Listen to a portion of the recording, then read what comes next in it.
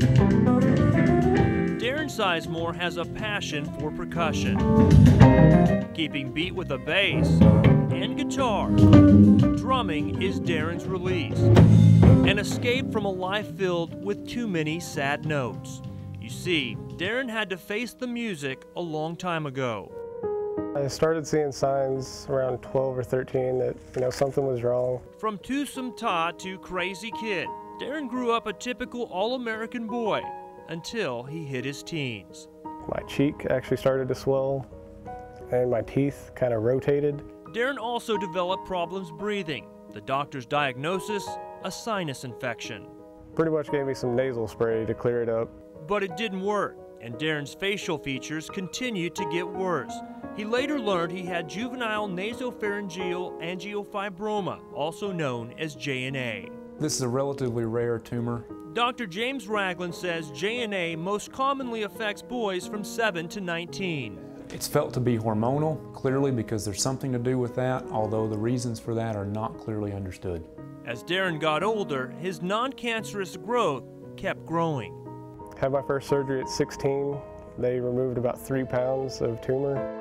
10 years later, this 26-year-old is left with a badly disfigured face filled with hardware. Everything from screws to plates. Surgeons have even used bone grafts to support his eye. I've literally got my leg in my face now, and they've tried everything. And nothing's worked. The extensive nature of what was required to take out the tumor has left him with many reconstructive issues. That seems to be the main problem now. That is not the most common outcome from this type of surgery or this tumor.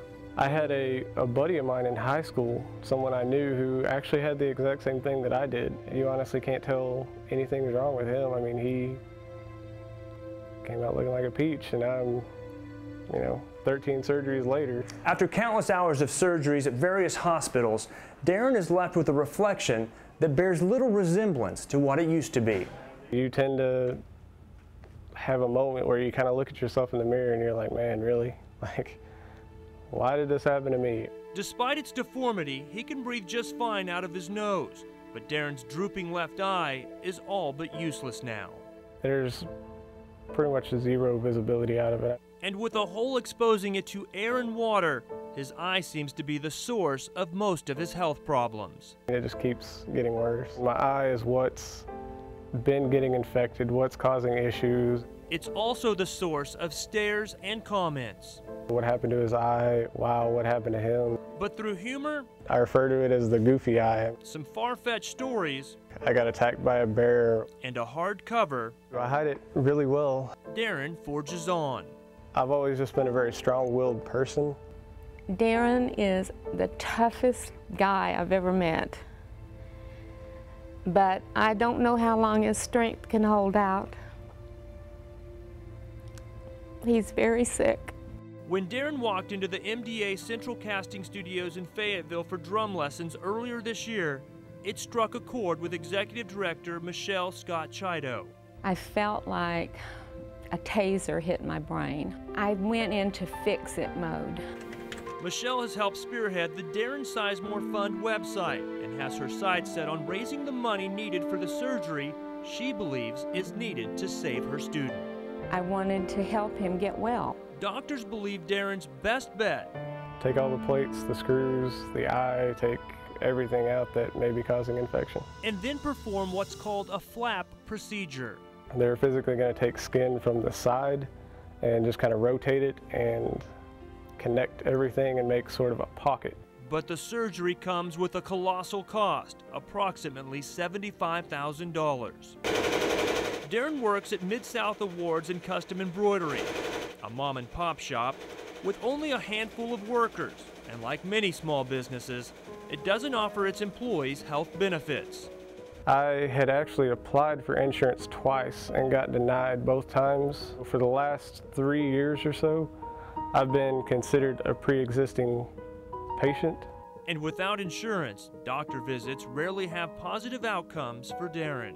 I pretty much just show up and I'm like, hey, I need help, and they're like, yeah, we can't help you. But Darren says he can't wait any longer and desperately needs the operation he hopes will be his last. I have to have something done regardless of whether or not I have help or not. And if he has to pay the entire medical bill out of his own pocket, I would be making payments on it for the rest of my life if that's the case. We want to find the money for Darren to get fixed. Michelle believes her student has already had to endure enough hardships to last a lifetime. Darren is an opportunity for all of us to do something wonderful for somebody else. Her hope and his the same. I want Darren to be well. If I can be healthy, then I don't care about what I look like, and I never have. It's just always been a question of health. Like, I've always just wanted to be healthy and not have to have another surgery. Darren Sizemore faces a future with uncertainty and hope that removing an eye will help him regain his health. If that's how the next chapter of Darren's life plays out, it would be music to his ears.